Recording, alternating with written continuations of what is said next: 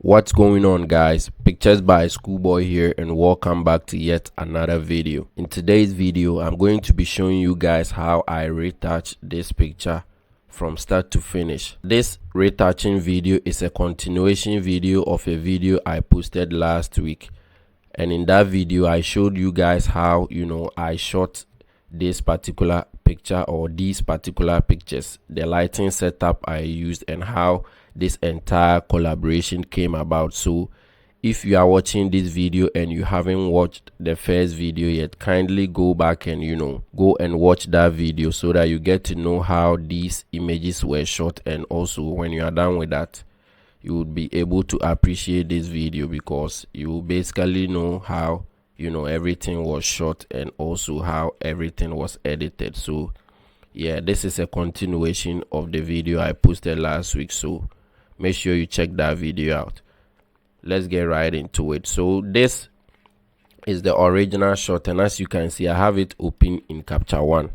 Capture One is what I mostly use to process all my raw files. So this is how it looks in Capture One, and as you can see, there are a lot of details because I shot this at an f3.2. If you look right down here, you can see the settings that I used to shoot this particular picture. ISO 100, shutter speed was 1/160th of a second, f3.2, and I used my Canon 85mm f1.8 lens, and this is the result that I got. There's one important thing I want you guys to know before we get right into it.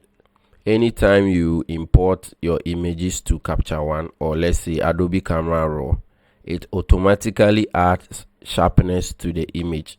I know a lot of you haven't really realized, or maybe some of you haven't realized that it adds sharpness to it automatically, but if you haven't, that is why I'm telling you, it automatically adds sharpness to the image. So if I zoom in a little bit, you can see that the shot is overly sharpened. That is because Capture One adds sharpness to it, and I make sure I come here and I turn the sharpness off depending on the image that I'm retouching.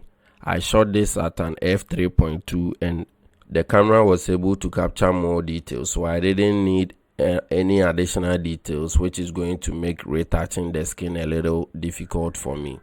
So I came here, sharpness, that was the first thing I did. I came to sharpness and I made sure I turn my sharpness to no sharpening. It mostly adds like I think 120 or something of sharpening to the image, but I always come here and the first thing that I do is to turn the sharpness off. Right after doing that, I went straight to the exposure, and as you can see, I added a little bit of exposure, a little bit of brightness. I brought down the highlights and the white, and I opened up the shadows to no, I think I added a little bit of shadows and blacks as well. And if you take a look at the curves too, you can see I added a little bit of blacks here, +4, and a little, just a tiny bit of the white. So this is the before and after. I made sure I corrected the skin just a little bit, just a little, not too much. So if you take a look at the adjustments that I make, you can see that before the skin was a little more yellowish, but right after the little adjustment, I think the skin was looking the way I wanted it to look. And if you take a look, you can see that it's not as sharpened as the before. So here is the before and here is the after. Here is where Capture One automatically adds sharpness, and as you can see, it looks too sharp for my liking. But the after, you can see everything is toned down, and this is exactly how I like it. So right from here, I took the image right into Photoshop, and that is where we are going to continue from. So right from Photoshop, I cropped the image to the 4:5 aspect ratio. Yeah. So if you see the image here, that is how I cropped it to the Instagram aspect ratio, and I duplicated the background, the layer 0. I made a copy of the layer 0, and that layer is what I make all my little adjustment and remove all the blemishes. So if I turn the background layer on, you can see a whole lot has been done. If I zoom into the skin, you can see that I've removed almost all the blemishes on the background layer or the background copy layer, and I also fixed the hair.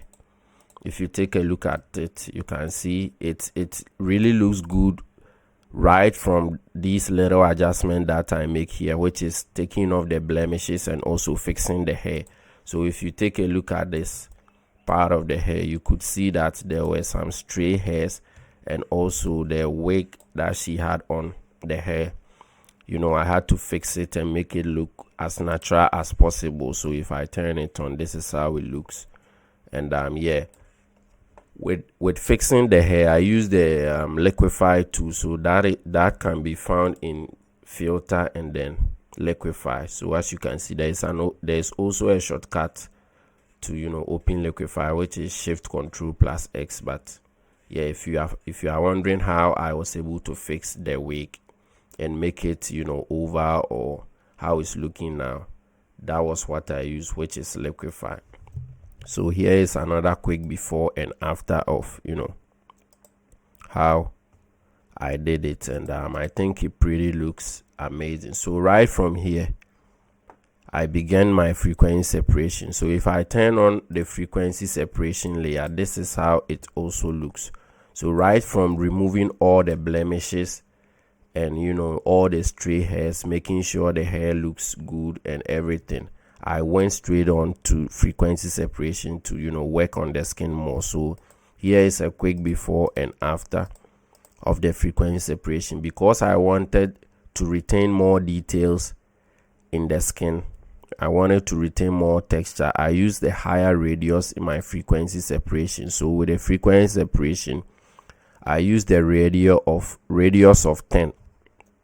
That is how come, you know, I got a lot of textures in the skin even after the frequency separation. So this is a mask of every place that I performed the frequency separation. Now if I turn it back on, you could see that I also use the frequency separation on the hair as well. Frequency separation is what I use to retouch hair. So if I turn it off and on again, you could see that not only does it makes the skin look good or make the skin looks flawless, but it also makes the hair very smooth and very nice. And that is because I also use the frequency separation on the hair as well. The reason why I make the videos this way is because if I'm supposed to, you know, do it whilst I record, the videos are always longer. It's going to make the video very, very long, because trust me, this particular image, removing the blemishes on the skin alone, took me about 20 to 25 minutes, just removing the blemishes on the skin alone and fixing the hair. Frequency separation took me another like 15 to 20 minutes. So you can do the math.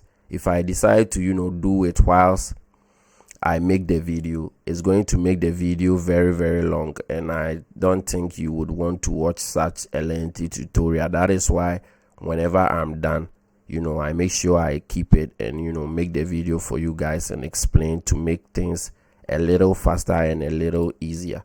So right from the frequency separation, I duplicated I merged all the visible layers. And on that layer, I use the this tool, how is it called, the spot healing brush tool, to also remove additional things from the hair. So if you take a look at this part of the hair, you could see I removed some stray hairs and also a little bit of textures from the skin as well, just some little touches, nothing too serious. And that was what I did on the layer 1, which is the visible, merging all the visible layers. Now right from that, I started with the color grade.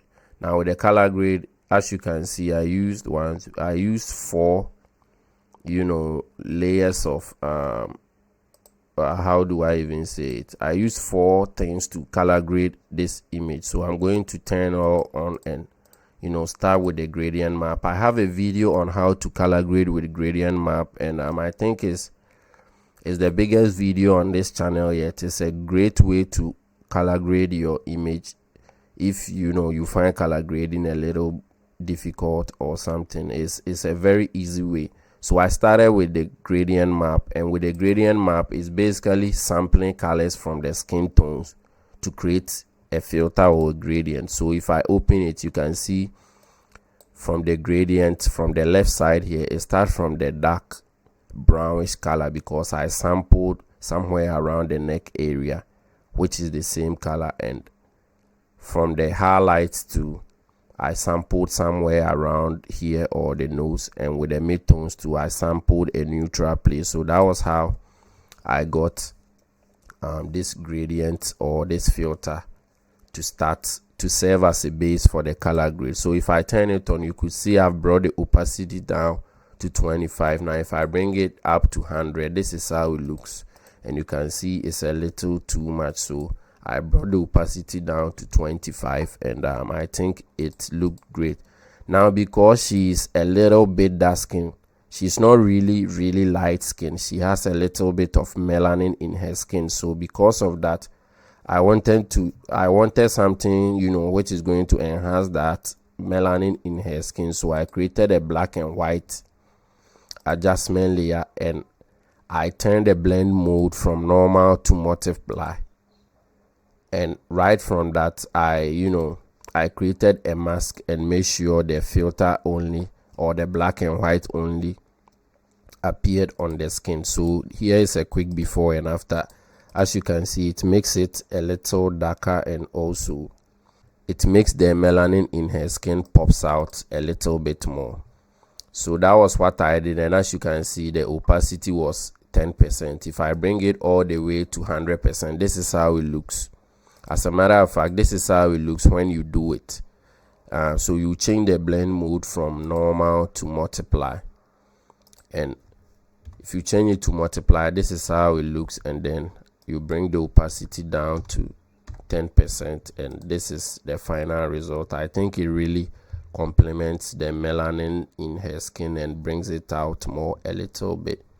Right from that, I went to color balance to correct the yellows in the skin tones a little bit, because if I turn it off, you could see there are a little bit of yellows in the skin, and I wanted to tone it down a little bit. So I used color balance, and with the color balance, with the midtones, I added just a little bit of reds, plus 3 of reds, and with the shadows too, I added reds and a little bit of blues, and in the highlights I added cyan in the highlight as well, and I think it toned down the yellowish colors that I had in the skin tone. Moving on with the color grade, the last thing I did was selective color. So with the selective color, I wanted to add a little reds, cyans in the reds. I wanted to bring down the reds a little bit, so I brought the reds down -3, and let me see the whites. With the whites too, I wanted to add a little bit of white to the highlights. I wanted to make the highlight a little more bluish, so I added -13, and yeah, I think that was it. So if I turn everything on and off, this is how the entire color grade look like, and I was really impressed with the result that I got. Now moving on, you could see I have this layer here called eyes. This is what I used to whiten the eyes, and I think these two steps is what really add the final touches and make this image stands out a little more. It makes the image really pop, because if you take a look at it like this way, you could see, the eyes are beautiful, the teeth is nice, but it was kind of reddish brownish, and it wasn't looking the way I wanted it to look. But exactly when I made it white, you could see that it really enhanced the entire image. I mean, look at the before and after. It's very, very beautiful. And I have a new video coming out soon about how, you know, I retouch the eyes and teeth. I have a new technique which works really, really well. I know I have older videos on the channel on how to do this, but I have a new technique now which works very, you know, good. It works best, and I think I would, you know, it would be nice to share it with you guys. The previous method, right now I don't use that anymore. I don't think it's that good as compared to this one. So right from, you know, whitening the eyes, I whiten the teeth as well using the same technique, and it is the black and white adjustment layer that I use, but I will post a separate video on that, on how to do it, so don't worry at all. So I whiten the eyes and I whiten the teeth. So with the teeth, you could see the opacity is at 90% and the eyes too is at 90%. So that was it. And right from that, anytime I'm done retouching the image, I add a little bit of levels to, you know, enhance all the tones in the image. So I added, you know, a little bit of levels. So with the blacks I added 7, and with the whites too I added, you know, 230, and I think it really made the final image really pop. So if you take a look at the before and after, this is where everything started, and this is where everything got, you know. I think it is really, really amazing. This makes you appreciate retouching. I mean, the picture looks fine on its own without any retouching. It looks fine with all the imperfections, but with a good retouch, I think it really makes the image stand out a little bit more, and I really appreciate that. So the final touch was to add just a tiny bit of sharpness, just +2, because there were a lot more details in the picture, so I didn't want to, you know, add too much sharpness. That is why I always take the sharpness out from capture one, because right after retouching I always add a tiny bit of, you know, sharpness. So yeah, that is it. This is how I, you know, I retouch this entire image and the subsequent one. So if you take a look at this one too, the same techniques. This is where it started, and this is when I was done with it. The same steps, the same color grade and everything, because it was basically the same shoot, just a different background. Yeah, so I hope you liked it. Let me know what you think down in the comment section below. That will be the end of today's video, and yeah, I'll see you guys in my next video. Peace out.